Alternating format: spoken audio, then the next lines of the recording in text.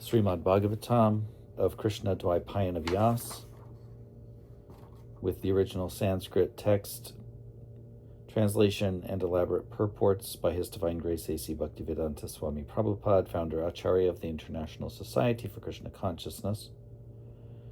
Third Canto, The Status Quo, Chapter 15, Description of the Kingdom of God. And in this video, I'll be reading the translations and purports of texts 30 through 32. And in the table of contents, this section is entitled, The Doormen Block the Kumara's Way. Text 30 translation. The four boy sages, who had nothing to cover their bodies but the atmosphere, looked only 5 years old, even though they were the oldest of all living creatures, and had realized the truth of the self. But when the porters, who happened to possess a disposition quite unpalatable to the Lord, saw the sages, they blocked their way with their staffs, despising their glories, although the sages did not deserve such treatment at their hands. Purport. The four sages were the firstborn sons of Brahma. Therefore, all other living entities, including Lord Shiva, are born later and are therefore younger than the four Kumaras. Although they looked like 5-year-old boys and traveled naked, the Kumaras were older than all other living creatures and had realized the truth of the self. Such saints were not to be forbidden to enter the kingdom of Vaikuntha, but by chance the doormen objected to their entrance. This was not fitting. The Lord is always anxious to serve sages like the Kumaras, but in spite of knowing this fact, the doormen astonishingly and outrageously prohibited them from entering. Text 31 translation.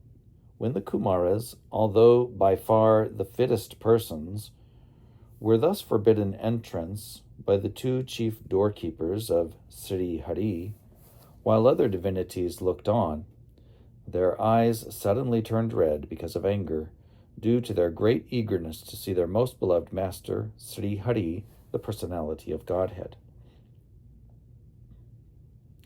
Purport. According to the Vedic system, a sannyasi, a person in the renounced order of life, is dressed in saffron-colored garments. This saffron dress is practically a passport for the mendicant and sannyasi to go anywhere. The sannyasi's duty is to enlighten people in Krishna consciousness. Those in the renounced order of life have no other business but preaching the glories and supremacy of the Supreme Personality of Godhead. Therefore, the Vedic sociological conception is that a sannyasi should not be restricted. He is allowed to go anywhere and everywhere he wants, and he is not refused any gift he might demand from a householder. The four Kumaras came to see the Supreme Personality of Godhead, Narayana. The word Suritama,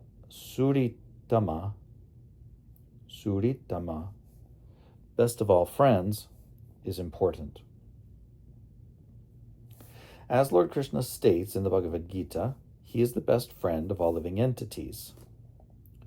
Suridang sarva bhutanam. No one can be a greater well-wishing friend to any living entity than the Supreme Personality of Godhead. He is so kindly disposed towards everyone that in spite of our completely forgetting our relationship with the Supreme Lord, he comes himself sometimes personally as Lord Krishna appeared on this earth, and sometimes as his devotee, as did Lord Chaitanya Mahaprabhu. And sometimes he sends his bona fide devotees to reclaim all the fallen souls. Therefore, he is the greatest well-wishing friend of everyone, and the Kumaras wanted to see him. The doorkeepers should have known that the four sages had no other business, and therefore to restrict them from entering the palace was not apt. In this verse it is figuratively stated that the younger brother of desire suddenly appeared in person when the sages were forbidden to see their most beloved personality of Godhead. The younger brother of desire is anger. If one's desire is not fulfilled, the younger brother, anger, follows. Here we can mark that even great saintly persons like the Kumaras were also angry, but they were not angry for their personal interests. They were angry because they were forbidden to enter the palace to see the personality of Godhead. Therefore, the theory that in the perfectional stage one should not have anger is not supported in this verse. Anger will continue, even in the liberated stage.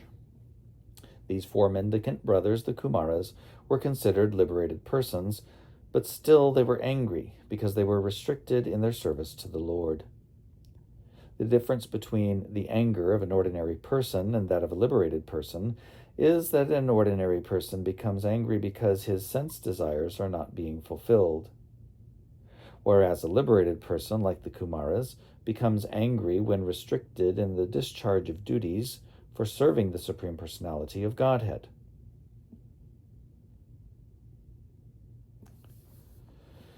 In the previous verse, it has been clearly mentioned that the Kumaras were liberated persons. Viditatma tattva means one who understands the truth of self-realization. One who does not understand the truth of self-realization is called ignorant, but one who understands the self, the superself, their interrelation, and activities in self-realization is called Viditatma tattva. Although the Kumaras were already liberated persons, they nevertheless became angry. This point is very important. Becoming liberated does not necessitate losing one's sensual activities. Sense activities continue even in the liberated stage. The difference is, however, that sense activities in liberation are accepted only in connection with Krishna consciousness, whereas sense activities in the conditioned stage are enacted for personal sense gratification. Text 32 translation. The sages said, "Who are these two persons who have developed such a discordant mentality, even though they are posted in the service of the Lord in the highest position and are expected to have developed the same qualities as the Lord? How are these two persons living in Vaikuntha? Where is the possibility of an enemy's coming into this kingdom of God? The Supreme Personality of Godhead has no enemy. Who could be envious of him? Probably these two persons are impostors. Therefore, they suspect others to be like themselves." Purport.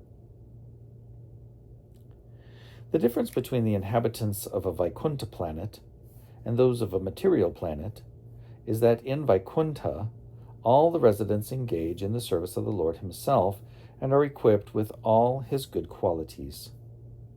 It has been analyzed by great personalities that when a conditioned soul is liberated and becomes a devotee, about 79% of all the good qualities of the Lord develop in his person. 79%.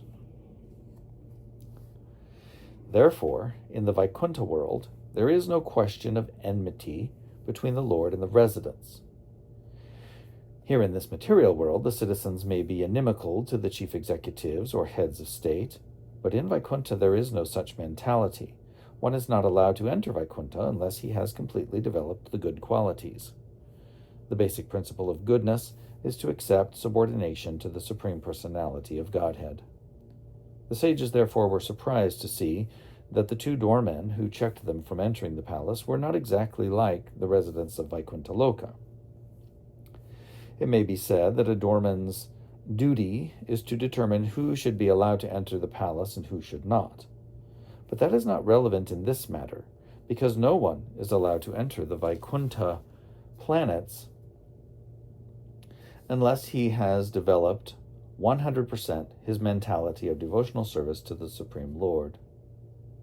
No enemy of the Lord can enter Vaikuntha Loka.